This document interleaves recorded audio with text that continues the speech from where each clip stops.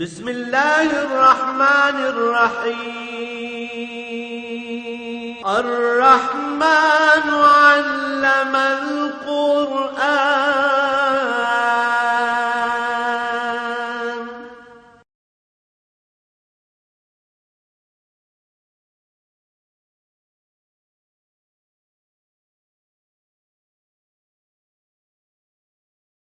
الحمد للہ رب العالمین والصلاة والسلام علی حبیبہ محمد وآلہ وصحبہ اجمعین. اعوذ باللہ من الشیطان الرجیم. بسم اللہ الرحمن الرحیم. ستجدون آخرین یریدون ان یامنوکم ویامنوا قومہم کلما ردوا الی الفتنة ارکسوا فیہا فإن لم يعتزلوكم ويلقوا إليكم السلام ويكفوا أيديهم فخذوهم واقتلوهم حيث ثقفتموهم أولئكم جعلنا لكم عليهم سلطانا مبينا. اللهم سبحانك لا علم لنا إلا ما علمتنا إنك أنت العليم الحكيم. مولاي صل وسلم دائما أبدا على حبيبك خير الخلق كلهم. دو طرح کے لوگوں کے ساتھ سلوک کا ذکر ہو چکا. یہاں تیسری طرح کے لوگوں کا ارشاد فرمایا گیا. ستجدون آخرین یریدون ان یامنوکم ویامنوا قومہم. کچھ لوگ آپ کو ایسے ملیں گے جو مسلمانوں کے ساتھ بھی امن میں رہنا چاہتے ہیں اور اپنی قوم کے ساتھ بھی یعنی درمیان میں رہنا چاہتے ہیں. جو لوگ مسلمانوں سے جنگ کر رہے ہیں یا اسلام کے خلاف بغاوت کر رہے ہیں ان کے خلاف لڑنا نہیں چاہتے لیکن لڑنا مسلمانوں سے بھی نہیں چاہتے. فرمایا یہ جو تیسری قسم ہے ان کا مزاج ایسا ہوتا ہے کہ جب انہیں موقع ملتا ہے کلما ردوا الی الفتنۃ ارکسوا فیہا، جب کوئی بگاڑ پیدا ہوتا ہے تو اس میں یہ شامل ہو جاتے ہیں. یعنی یہ تیسری قسم منافقین کی ہوتی ہے جو بظاہر مسلمانوں کے ساتھ بھی امن سے رہنا چاہتے ہیں لیکن کفر کے خلاف جہاد نہیں کرنا چاہتے، کفر کے ساتھ خلاف لڑنا بھی نہیں چاہتے، برائی کی مخالفت بھی نہیں کرتے اور نیکی کی حمایت کرتے ہیں. تو فرمایا ان لوگوں میں یہ کمزوری ہوتی ہے، ان کا ایمان درست نہیں ہوتا، ان کا اللہ پر بھروسہ نہیں ہوتا. جب کوئی پریشانی کھڑی ہوتی ہے، کوئی فتنہ کھڑا ہوتا ہے، کوئی فساد کھڑا ہوتا ہے تو یہ سب سے پہلے اس میں مبتلا ہو جاتے ہیں.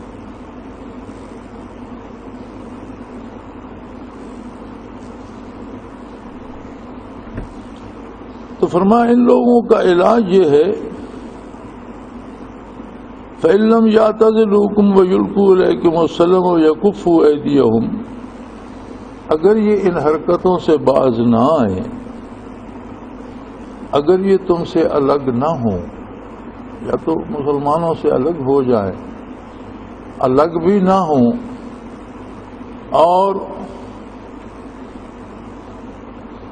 مسلمانوں کے ساتھ سلامت روی کا سلوک بھی نہ کریں، الگ بھی نہ ہوں، فتنے بھی کھڑے کرتے رہیں اور اپنے آپ کو روک بھی نہ پائیں، تو پھر ان لوگوں کا علاج یہ ہے فَخُذُوهُمْ وَاقْتُلُوهُمْ حَيْثُ ثَقِفْتُمُوهُمْ، کہ اس طرح کے لوگ جو امت مسلمہ میں اسلام کے خلاف بے حیائی پھیلانا چاہیں، برائی پھیلانا چاہیں، عقائد میں فتنے کھڑے کرنا چاہیں یا اعمال میں فساد پیدا کرنا چاہیں اور بظاہر اپنے آپ کو پرامن بھی کہیں اور اپنے آپ کو امن پسند بھی کہیں، ان لوگوں کا علاج یہ ہے کہ یہ جہاں قابو آ جائیں مسلمانوں کے انہیں پکڑا جائے. وَاقْتُلُوهُمْ حَيْثُ ثَقِفْتُمُوهُمْ، جہاں وہ پکڑے جائیں انہیں قتل کیا جائے، ان کی سزا قتل ہے۔ وَأُولَٰئِكَ جَعَلْنَا لَكُمْ عَلَيْهِمْ سُلْطَانًا مُبِينًا، اس طرح کے جو لوگ فتنہ پرور ہیں اور اپنے آپ کو بظاہر امن کا داعی ظاہر کرتے ہیں، بظاہر دعویٰ یہ کرتے ہیں کہ ہم لڑنا نہیں چاہتے، ہم مسلمانوں سے بھی نہیں لڑنا چاہتے، ہم غیر مسلموں سے بھی نہیں لڑنا چاہتے، ہم تو امن کے داعی ہیں، ہم جنگ کے خلاف ہیں، لیکن عمل جو ہے مسلسل ان کا وہ امن کے خلاف ہے، فتنے پیدا کرتے ہیں، کبھی عقائد میں فتنے کھڑے کرتے ہیں، کبھی اعمال و کردار میں فتنے کھڑے کرتے ہیں۔ تو ان لوگوں کا ایک ہی علاج ہے کہ حکومت اسلامیہ کے جہاں بھی یہ قابو آ جائیں مسلمانوں کو اس بات پہ سلطان مبینہ صاف صاف حجت دی گئی ہے، دلیل دی گئی ہے کہ یہ جہاں قابو آئے انہیں قتل کر دیا جائے۔ وما كان لمؤمن ان يقتل مؤمنا الا خطأ، کسی کلمہ گو کو، کسی ایماندار کو، کسی مومن کو یہ زیب نہیں دیتا کہ وہ دوسرے مومن کو قتل کرے، الا خطأ، ہاں بتقاضائے بشریت غلطی سے ایسا ہو جائے تو ایک الگ بات ہے، ارادہ کر کے سوچ سمجھ کے مال حاصل کرنے کے لالچ میں یا اس کی حکومت چھیننے کے لالچ میں یا اقتدار کے لالچ میں دوسرے مسلمان کو اگر مسلمان قتل کرے تو یہ مسلمان کو زیب نہیں دیتا، پھر اس کی مسلمانی پہ سوال کھڑا ہو جاتا ہے کہ کیا یہ مسلمان ہے جو مسلمان کو قتل کر رہا ہے۔ ومن قتل مؤمنا خطأ فتحریر رقبۃ مؤمنۃ ودیۃ مسلمۃ الی اہلہ الا ان یصدقوا، ہاں خطأ کسی مسلمان سے کوئی مسلمان قتل ہو جاتا ہے، کسی نے قتل کی نیت سے نہیں، ویسے ہی کسی کو ناراض ہو کر لاٹھی مار دی اور اتنی سخت لگی کہ وہ مر گیا، اس کا ارادہ قتل کا نہیں تھا، یا وہ قتل نہیں کرنا چاہتا تھا، اس کے ہاتھ سے گولی چل کے بندہ مر گیا، کوئی خطأ غلطی سے قتل ہو جائے تو اس کا بدلہ یہ ہے کہ اس کے ورثاء اگر راضی ہوں تو وہ انہیں قصاص ادا کرے اور اس کے ساتھ ایک مسلمان غلام یا کنیز کو آزاد کرے، یعنی ایک غلام کی آزادی، وہ مرد ہو یا خاتون، اور طے شدہ معاوضہ جو قتل کا ہے، اس زمانے میں غالباً 1000 درہم یا 100 اونٹ یا کچھ اس طرح تھا، مجھے صحیح یاد نہیں ہے،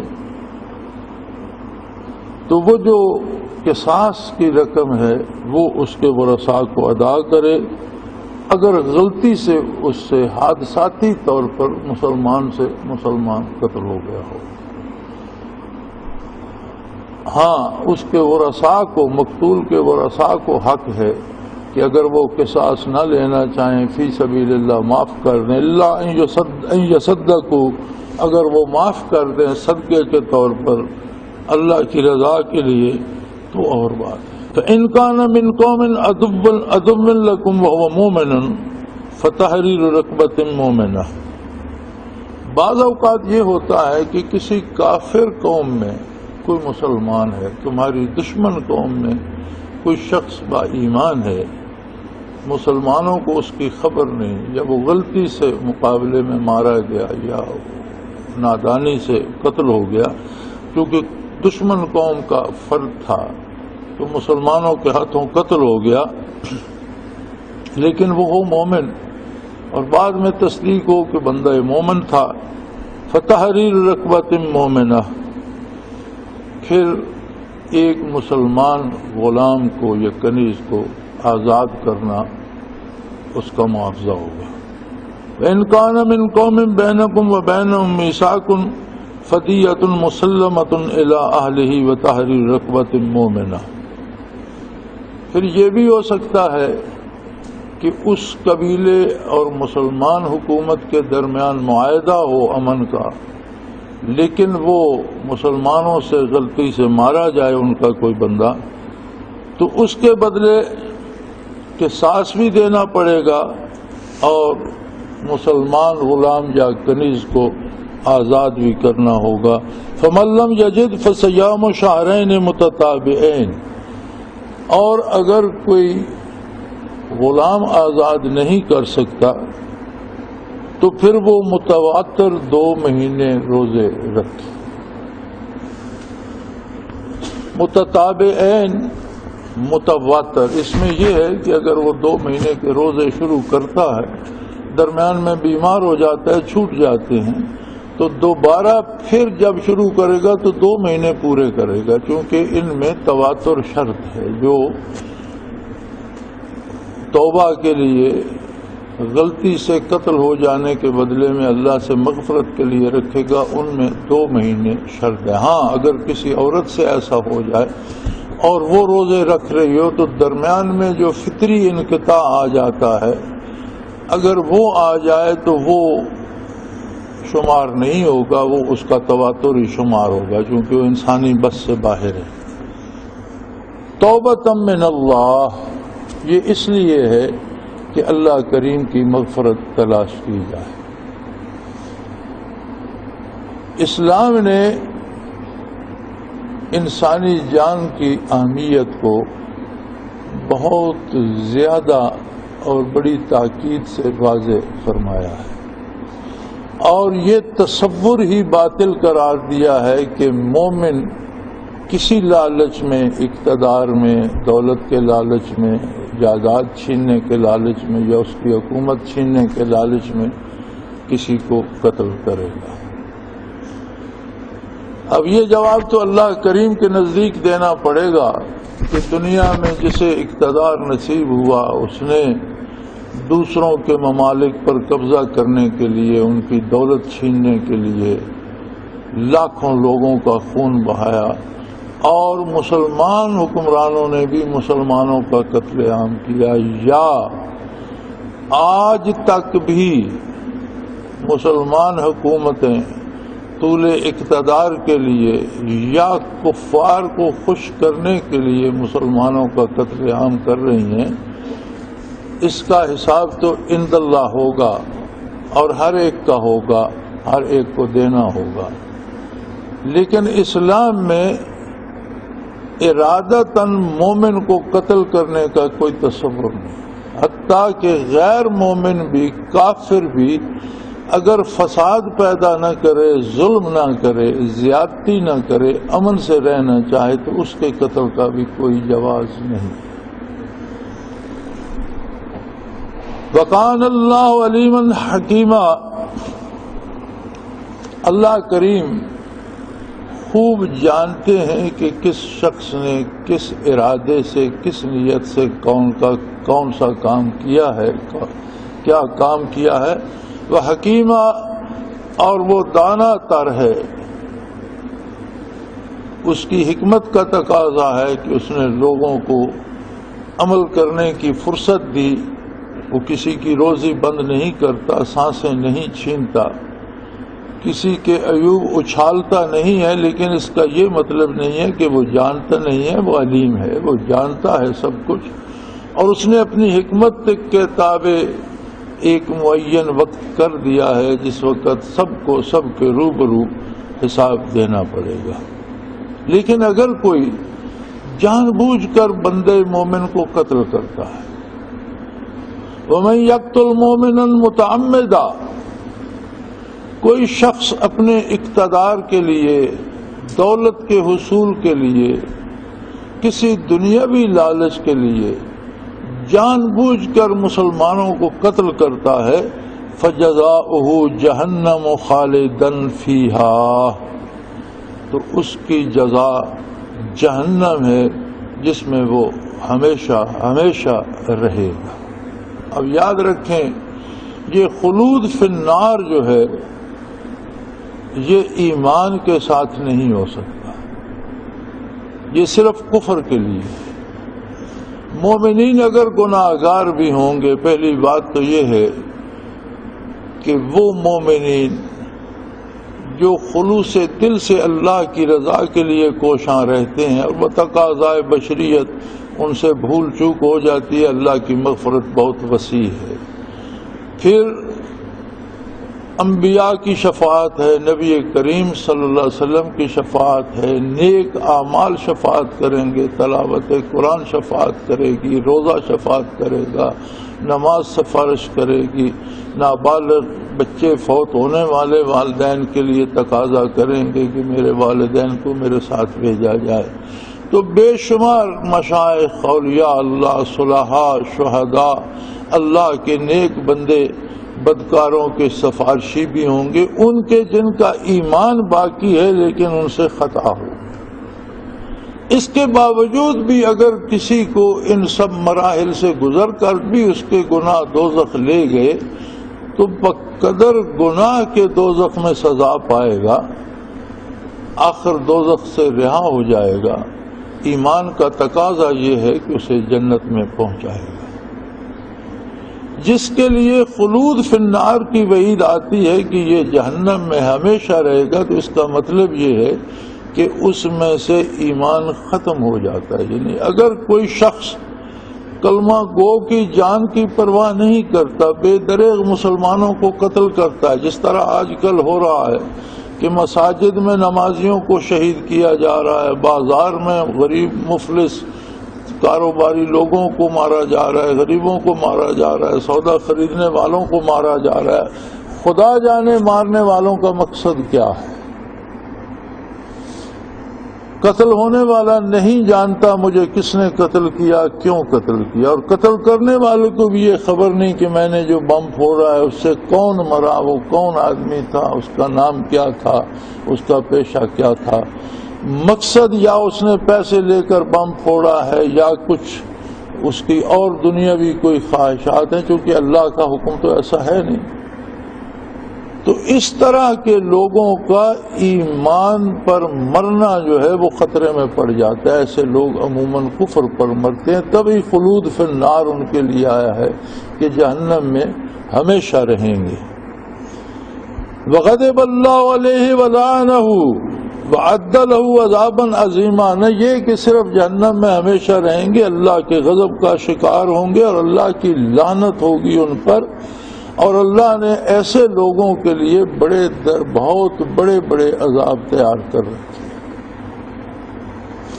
اب اس میں صرف وہ لوگ نہیں آتے جو سر عام لوگوں کو قتل کر دیتے ہیں، اس میں وہ حکمران بھی آتے ہیں جو دنیاوی خواہشات کے لیے یا طول اقتدار کے لیے یا کافر طاقتوں کو خوش کرنے کے لیے مسلمانوں کا قتل عام کرتے ہیں، وہ بھی اس میں شمار ہیں، وہ بھی اسی میں آتے ہیں۔ جس طرح امریکہ کو خوش کرنے کے لیے لال مسجد پر یلغار کی گئی اور مسلمان بچوں اور بچیوں کو زندہ جلا دیا گیا، اور سینکڑوں ہزاروں قرآن کریم کے اور حدیث شریف کے اور فقہ کی کتابوں کے وہ نسخے جو ان کے زیر مطالعہ تھے انہیں جلا دیا گیا، گولیوں سے چھلنی کر دیے گئے، بموں سے اڑا دیے گئے۔ اس طرح کے لوگ بھی اسی وعید کی زد میں آتے ہیں۔ ہو سکتا ہے دنیا میں شاید وہ اللہ کی گرفت سے بچ جائیں بظاہر، لیکن آخر کب تک بچیں گے؟ اور دنیا میں بھی بچتا کوئی نہیں، یہ ہمارا وہم ہوتا ہے۔ یہ جو آخرت کا عذاب یا آخرت کا ثواب ہے یہ حقیقت ہے۔ دنیا ایک وقتی اور لمحاتی شے ہے، دنیا فانی ہے، آخرت باقی ہے۔ آخرت بہت مضبوط ہے، دنیا بہت کمزور ہے۔ جو حصہ طاقتور ہوتا ہے وہ کمزور کو متاثر کرتا ہے۔ اگر کسی کے لیے آخرت میں جنت سجائی جا رہی ہے تو اس کا اثر دنیاوی زندگی میں اس کی سوچ پر آتا ہے، اسے قلبی سکون دیتا ہے، اس کے دل میں راحت ہوتی ہے۔ اور جس کے لیے آخرت میں جہنم بھڑکائی جا رہی ہوتی ہے وہ دنیا میں بھی رسوا بھی ہوتا ہے اور اسے دلی سکون بھی کبھی میسر نہیں ہوتا، اس کے اندر وہ شعلوں کی لپٹیں پہنچتی رہتی ہیں۔ اور یہاں تو اللہ کریم نے نہ صرف خلود فی النار کا فرمایا بلکہ فرمایا ان کے لیے جہنم میں بھی ہمیشہ رہنا ہوگا اور اللہ کا غضب ہوگا ان پر، اللہ کی لعنت کا شکار ہوں گے، اور ان کے لیے خصوصی طور پر اللہ نے بڑے بڑے عذاب تیار کر رکھے۔ یا ایھا الذین آمنوا اذا ضربتم فی سبیل اللہ فتبینوا ولا تقولوا لمن القی الیکم السلام لست مؤمنا۔ فرمایا اس حد تک احتیاط برتی جائے کہ اے جماعت مومنین، اگر تم اللہ کی راہ میں جہاد کے لیے نکلتے ہو تو جہاد فی سبیل اللہ بہت بڑی عبادت ہے، قرب الہی کا بہت بڑا سبب ہے۔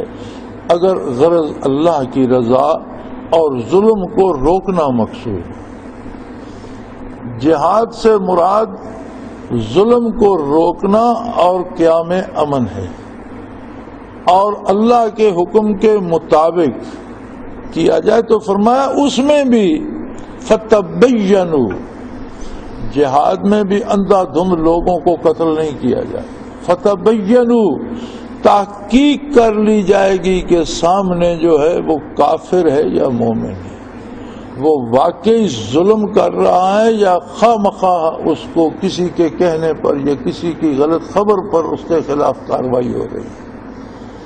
یعنی یہ پہلے تحقیق کی جانی چاہیے کہ جس کے خلاف جہاد کیا جا رہا ہے وہ طاقت کافر ہے یا ظالم ہے، اور اگر ان میں کوئی ایسا بھی ہے کہ عین میدان جنگ میں وہ کہتا ہے میں مسلمان ہوں، وہ آپ کو سلام پیش کرتا ہے، تو یہ مت کہو کہ تم موت کے ڈر سے کلمہ پڑھ رہے ہو، یہ مت کہو۔ عین میدان جنگ میں برستی ہوئی آگ میں تلواروں کی چمک میں اگر کوئی اپنے مومن ہونے کا اعلان کرتا ہے اور آپ پر سلام بھیجتا ہے تو اسے یہ نہ کہو کہ لست مومنا، کہ تو مسلمان نہیں ہے، موت کے ڈر سے کلمہ۔ جب اس نے کلمہ پڑھ ہی لیا تو تم نے کون سا اس کا دل چیر کے دیکھ لیا؟ جب وہ کہہ رہا ہے تو اس کا معاملہ اللہ کے ساتھ ہے، اسے قتل نہیں کیا جائے گا۔ تبتغون عرض الحیات الدنیا، کسی دنیاوی لالچ میں، غنیمت کے لالچ میں، اپنی شہرت کے لالچ میں، فتح پانے کے لالچ میں، کسی بھی دنیاوی لالچ میں اسے قتل کرنے کی اجازت نہیں ہوگی۔ فعند اللہ مغانم کثیرہ، اللہ کے نزدیک دولت کے ڈھیر پڑے ہیں، وہ جب چاہے گا جتنی چاہے گا تمہیں دولت دے دے گا۔ دولت کے لالچ میں یا اقتدار کے لالچ میں یا کسی دنیاوی لالچ میں کسی ایسے بندے کی جان نہیں لی جائے گی جو اپنے مومن ہونے کا دعویٰ کر رہا ہو۔ کذالک کنتم من قبل فمن اللہ علیکم فتبینوا، فرمایا کہ پہلے تم کب مسلمان تھے؟ تم بھی تو پہلے ایسے ہی تھے۔ اللہ نے نبی کریم صلی اللہ علیہ وسلم کو مبعوث فرما کر تمہیں نور ایمان عطا فرمایا۔ اب کوئی بھی یہ دعویٰ کرتا ہے کہ میں حضور کے دامن سے وابستہ ہوں، لا الہ الا اللہ محمد الرسول اللہ کہتا ہے، تو اسے یہ نہیں کہا جا سکتا کہ تم مومن نہیں ہو، یہ کہہ کر اسے قتل کر دیا جائے، اس کی اجازت نہیں ہوگی۔ پھر دوبارہ فرمایا فتبینوا، پوری تحقیق کر لو۔ پوری تحقیق اور جستجو کے بعد اقدام قتل انتہائی قدم ہے، اور انتہائی قدم اٹھانے کے لیے انتہائی تحقیق بھی ضروری ہے۔ ان اللہ کان بما تعملون خبیرا، اللہ کریم تمہارے ہر عمل سے پوری طرح باخبر ہے۔ ہمارے ہاں تو یہ ہوتا ہے کہ ہماری یہ بدنصیبی ہے کہ ہمارے اور نبی کریم صلی اللہ علیہ وسلم کے درمیان 14 صدیوں کی طویل مسافت ہے۔ تو یہاں تو زمانہ دنوں میں بڑے بڑے عزیز، بڑے بڑے محبوب لوگوں کی یادیں بھلا دیتا ہے۔ ہم اپنے والدین پر مٹی ڈالتے ہیں، اپنی اولادوں اور جگر گوشوں کو قبر میں سلاتے ہیں، اور پھر چند دنوں بعد وہ ہمیں یاد نہیں آتے۔ پھر ہمیں وہ بھول جاتے ہیں. زمانے کی روش ہے کہ یہ یادیں بھلا دیتا ہے. حضرت رحمۃ اللہ تعالی علیہ ایک ربائی پڑھا کرتے تھے, اللہ کی کروڑوں کروڑوں رحمتیں وہاں پر.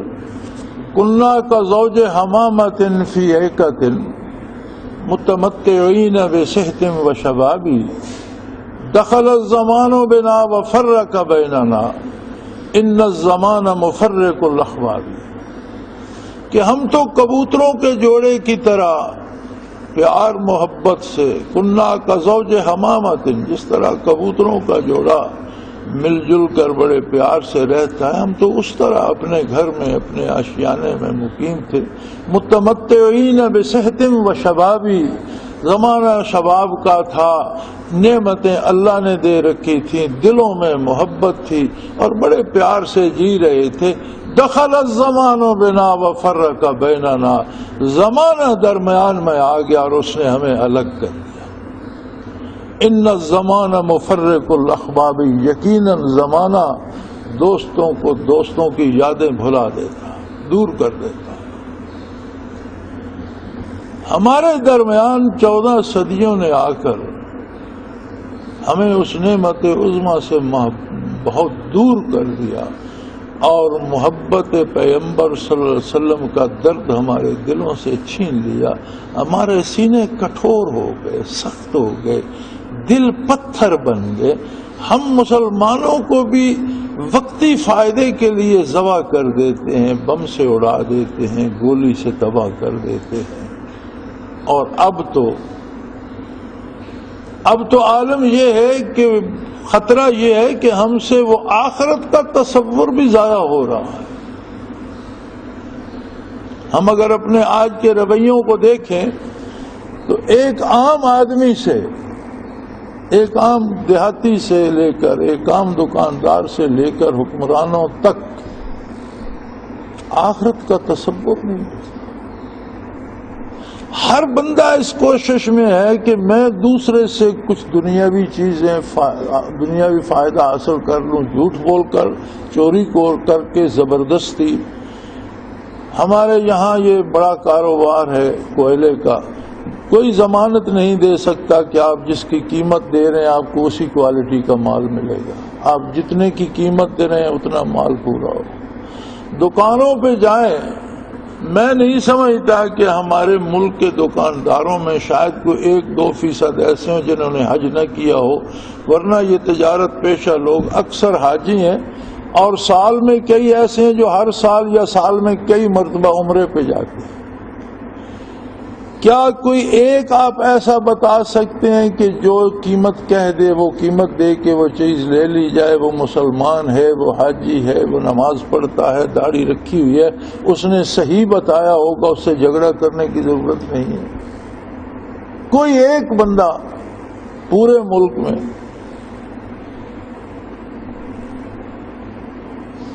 اسی طرح خریدار کی یہ ہوتی ہے خواہش کہ ایک چیز قیمتاً خرید رہا ہوں, کوئی چیز اس کی نظر بچا کر مفت میں بھی اٹھا لوں, جیب میں ڈال لوں, پوری قیمت نہ دوں, آدھی قیمت دے کر جعلی کا نوٹ دے کر چلا جاؤں, کسی نہ کسی طرح اسے میں لوٹ لوں. اب اس کو آپ اوپر لے جائیں تو اوپر کی سطح پر تو آخرت کا, اللہ کا, رسول کا تصور ہی نہیں ملتا. اوپر کی سطح پر تو آج کی صورتحال لے لیں تو اب ماشاءاللہ بفضل اللہ 2 جماعتوں کی حکومت ہے, اور بڑی ہماری آزمائی ہوئی جماعتیں ہیں دونوں. یعنی 2 دفعہ مسلم لیگ حکومت کر چکی ہے اور 2 دفعہ پیپلز پارٹی حکومت کر چکی ہے ملک پر. اس سے پہلے دونوں 2 دفعہ آزمائے جا چکے ہیں. اب تیسرا تجربہ یہ ہو رہا ہے کہ دونوں کو ملا کر آزمایا جائے. دونوں کی کوششیں دیکھو تو مسلم لیگ کا ایک ہی پروپیگنڈا ہے, جج بحال ہونے چاہیے, ضرور ہونے چاہیے, لیکن جب آپ حکمران تھے آپ نے ججوں کو بھگا دیا. جب مسلم لیگ کی حکومت تھی یہی سپریم کورٹ تھی اور اسی کے چیف جسٹس کو آپ لوگوں نے بھگا دیا تھا. آج ججوں سے آپ کو اتنا پیار ہو گیا، ججوں سے پیار نہیں ہے۔ خیال یہ ہے کہ حکومت چل نہیں سکے گی تو شاید اس نعرے کے تو فعل ہمیں کچھ زیادہ حمایت پبلک کی مل جائے، دوبارہ الیکشن ہوگا تو شاید ہم زیادہ سیٹیں لے آئیں گے۔ اب پیپلز پارٹی کو چاہیے تھا کہ وہ بھی لوگوں کی حمایت جیتی، اس نے پہلے تو کالا باغ کا منصوبہ ہی منصوبہ تھا، بن نہیں رہا تھا، جو منصوبہ تھا اسے بھی ذبح کر دیا۔ غرض یہ تھی کہ سرحد کے جو مخالف ہیں اور سندھ کے جو مخالف ہیں یہ ججوں کے حمایت میں ووٹ لے لیں گے، ہم کالا باغ ڈیم کو ذبح کر کے ان کی حمایت ہم جیت لیں گے۔ اب اس پر تسلی نہیں ہوئی، اعلان کر دیا گیا جی سزائے موت معاف کر دو۔ اب سزائے موت معاف کرنے کا یہ مطلب ہے کہ ملک کے سارے غنڈوں کی حمایت ہمیں مل جائے گی، جتنے قاتل پیشہ ور لوگ ہیں وہ سارے تو ہمیں دعائیں دیں گے۔ تو کوئی مر رہا ہے یا جی رہا ہے، اور یہ اکانومی کمزور ہو گئی ہے، ایک دن میں اتنا پٹرول، اتنا تیل، اتنی قیمت بڑھا دو۔ کاش کوئی گن سکتا کہ ایک دن کی گیس، ایک دن کے پٹرول، ایک دن کے ڈیزل سے کتنے ارب روپیہ نقد حکومت کو وصول ہوا۔ ایک دن میں اربوں روپے سارے نقد وصول ہوئے، پھر وہ کہاں غرق ہو گئے؟ تیل کی قیمتیں تو بڑھ گئیں اور جو سرمایہ جمع ہوا وہ کون سی تعمیر پہ لگ رہا ہے؟ یہی کہ جس نے داڑھی رکھی ہوئی ہے، یہ پگڑی باندھتا ہے، یہ طالبان ہے، اسے گولی مار دو۔ داڑھی رکھنا، نماز پڑھنا، پگڑی باندھنا ناقابل معافی جرم ہو گیا، اور لنڈے سے پتلون کوٹ کا پہن لو، کافروں کا استعمال شدہ لے کر بھی داڑھی صاف کر دو اور منہ ٹیڑھا کر کے انگریزی بولنا شروع کر دو تو آپ نہایت محترم ہو گئے۔ تو کہاں آخرت کا تصور کہاں ہے؟ میرے پاس ہے، عام آدمی کے پاس ہے، دکاندار کے پاس ہے، حکمران کے پاس ہے، کہاں ہے؟ تو اگر عقیدے اتنے کمزور ہو جائیں تو اس پہ وعید خلود فی النار کی آئے گی نا، پھر ہمیشہ دوزخی کی وعید آئے گی۔ یہ نتیجہ ہوتا ہے اعمال و کردار کا۔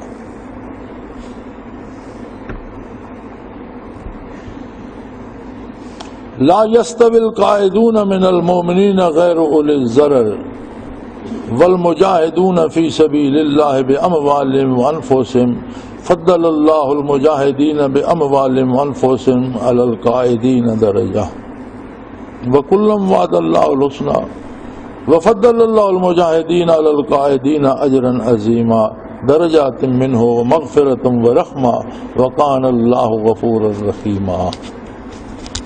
فرمایا یاد رکھو ایمان کے بھی دو درجے ہیں۔ ایک ایمان یہ بھی ہے کہ میں اللہ کو مانتا ہوں، اللہ کے رسولوں پر، نبیوں پر ایمان لاتا ہوں، حضور صلی اللہ علیہ وسلم کی نبوت کو مانتا ہوں، اللہ کی کتاب کو مانتا ہوں، آخرت کو مانتا ہوں، ضروریات دین کو، فرشتوں کو، جنت دوزخ کو، حساب کتاب کو سب مانتا ہوں، اور میں عمل بھی حضور کے حکم کے مطابق کروں گا، نماز، روزہ، روزی حلال کماؤں گا، سچ بولوں گا، عمر بھر نیکی کروں گا، یہ بھی ایمان ہے۔ یعنی بندہ ایمان قبول کرے اور اپنے آپ کو، اپنی فکر کو، اپنے کردار کو، اپنی سوچوں کو ایمان کے مطابق ڈھال لے، الحمدللہ بہت اچھا ایمان ہے۔ فرمایا لیکن ایک ایمان اور بھی ہے، دو درجے ہیں ایمان کے۔ دوسرا کون سا ہے؟ فرمایا دوسرا ایمان وہ ہے جو بے قرار کر دیتا ہے کہ اللہ کی باقی مخلوق کیوں اللہ سے نا آشنا ہے، ضرورت پڑے تو جہاد کرتا ہے شمشیر بکف ہو کر، جان دینی پڑے تو لٹا دیتا ہے کہ کفر ختم ہو اور دین کا بول بالا ہو، مال کی ضرورت پڑے تو مال خرچ کرتا ہے، سفر کرنا پڑے تو سفر کرتا ہے، کہیں زخم کھانے پڑے تو سینے پہ کھاتا ہے۔ فرمایا یہ دوسرا درجہ اللہ کو بڑا پسند ہے. یہ دونوں ایک جیسے نہیں ہو سکتے. لا يستوي القاعدون من المؤمنين غير اولي الضرر والمجاہدون فی سبیل اللہ باموالہم وانفسہم. فرمایا وہ مومن جو ایمان بھی قطعی رکھتا ہو، دل سے یقین رکھتا ہو اور باعمل مسلمان بھی ہو، رزق بھی حلال کھاتا ہو، سچ بولتا ہو، نیکی کرتا ہو، فرائض و نوافل بھی ادا کرتا ہو، ذکر اذکار بھی کرتا ہو، لیکن اپنی حد تک. فرمایا وہ اس کا مقابلہ تو نہیں کر سکتا جس کا دل بے قرار ہو جائے اور اس روشنی کو لے کر چار دانگ عالم میں پھیلانے کے لیے سرگرداں ہو جائے، وقت بھی خرچ کرے، محنت بھی خرچ کرے، جان کی ضرورت پڑے تو جان خرچ کر دے. فضل اللہ المجاہدین، اللہ نے جہاد کرنے والوں کو بہت بلند درجہ دیا ہے. بیٹھ رہنے والے پر انہیں بہت فضیلت عطا کی. یہاں ایک مسئلہ تصوف کا بھی حل ہو گیا کہ لوگ دو طرح کے ہوتے ہیں. الحمدللہ نیک لوگ اللہ اللہ سیکھتے ہیں، یا اللہ اللہ سیکھ کر بندہ نیک ہو جاتا ہے. ایک بندہ مطمئن ہو جاتا ہے کہ مجھے اللہ کا ذکر بھی نصیب ہے، مراقبات بھی نصیب ہے، توفیق عمل بھی ہے، بس کافی ہے، اپنی جگہ پہ مطمئن. دوسرے کے دل میں آگ لگ جاتی ہے، وہ کہتا ہے یار یہ اس درد کو بانٹا جائے، اسے پھیلایا جائے، یہ باقی بھی تو اللہ کی مخلوق ہے، ان کے دلوں کو بھی درد آشنا کیا جائے. فرمایا دونوں برابر نہیں ہو سکتے. درد دل نصیب ہوتا ہے، لیکن جسے ملے اور اسے اتنا بے قرار کر دے کہ وہ اسے بانٹنے نکل پڑے، لے کر بیٹھ رہنے والا اور لے کر لٹانے والا فرمایا کبھی ایک جیسے نہیں ہو سکتے.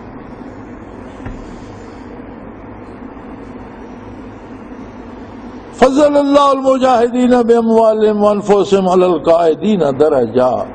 جو لے کے خود اپنی ذات تک محدود ہو جاتے ہیں ان پر ان مجاہدین کو فضیلت دی ہے اللہ رب العزت نے، جو اس درد دل کو عام کرتے ہیں، اللہ کی راہ میں جہاد کرتے ہیں، جانیں دیتے ہیں، مال لٹاتے ہیں، شہید ہوتے ہیں. ان کا درجہ اللہ نے بلند کر دیا. وَكُلًّا وَعَدَ اللَّهُ الْحُسْنَى. ہاں بخشش کا وعدہ، احسان کا وعدہ سارے مومنوں کے ساتھ. بخشے تو سب جائیں، لیکن قرب الہی میں اور وصال الہی میں درجات میں بہت بڑا فاصلہ ہوگا مجاہد اور غیر مجاہد میں. وفضل اللہ المجاہدین علی القاعدین اجرا عظیما. پھر اس بات کو چھیڑا قرآن نے، پھر اللہ کریم نے دوبارہ اس بات کو پھر بڑھایا، اسے بہت زیادہ اہمیت دی کہ میں نے بڑھا دیا ہے مجاہدین کا درجہ بیٹھ رہنے والوں پر، بہت بڑا اجر بڑھا دیا. درجات منہ، اللہ کی طرف سے بلند درجات بھی ملیں گے. وہ مغفرت و رحمہ، بخشش بھی، مغفرت بھی نصیب ہوگی اور رحمت بھی نصیب ہوگی. وکان اللہ غفور الرحیم، اللہ کی شان ہے وہ بخشنے والا اور رحم کرنے والا ہے. لیکن جو بخشش، جو رحمت درد بانٹنے والوں کو نصیب ہوگی وہ بیٹھ رہنے والوں کو نہیں. وآخر دعوانا ان الحمدللہ رب العالمین. اللہ اللہ اللہ اللہ اللہ اللہ اللہ اللہ.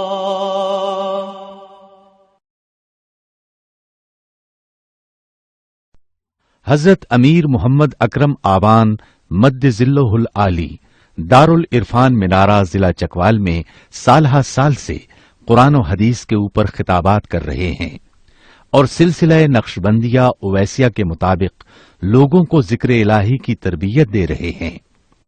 وہ قرآن پاک کی تفسیر ترتیب وار بیان کر رہے ہیں. تفسیر قرآن کو وہ موجودہ ملکی اور بین الاقوامی حالات کے مطابق بیان کرتے ہیں. موٹر وے سے کلر کہار کے انٹرچینج سے نکلتے ہوئے कलर कहार की झील से होते हुए मियानी, बोछाल और नूरपुर से गुजरते हुए दारुल इरफान मिनारा पहुंच सकते हैं। हजरत अमीर मोहम्मद अकरम आवान ने बच्चियों और बच्चों की दीनी और दुनियावी तालीम के लिए सिकारा एकेडमी के नाम से एक दरसगाह भी कायम की है, जिसका इफ्तिताह मुल्क पाकिस्तान के सदर जनरल मोहम्मद जियाउल हक ने अपने दस्ते मुबारक से किया था। वो तमाम अहबाब जो इस्लाम की तलब रखते हैं, उनसे गुजारिश है कि दारुल इरफान मिनारा जिला चकवाल में अमीर मोहम्मद अकरम आवान साहब के खिताबात से मुस्तफीद हों। वो हर जुमे को नमाज से पहले बयान फरमाते हैं। हर माह की पहली इतवार को माहाना इज्तिमा होता है, जिसमें आप खुसूसी खिताब फरमाते हैं और पाकिस्तान के चारों सूबों से अहबाब इस इज्तिमा में शिरकत करते हैं। इसके अलावा यहाँ साल में 2 मरकजी इज्तिमात भी होते हैं, एक रमजानुल मुबारक में एतिकाफ का इज्तिमा और दूसरा जुलाई और अगस्त में 40 दिन का इज्तिमा होता है, जिसमें रूहानी तरबियत की जाती है। अपना खून सीमाब देकर इतना हम कर जाएंगे, नाम आका का चमन में फिर रकम कर जाएंगे।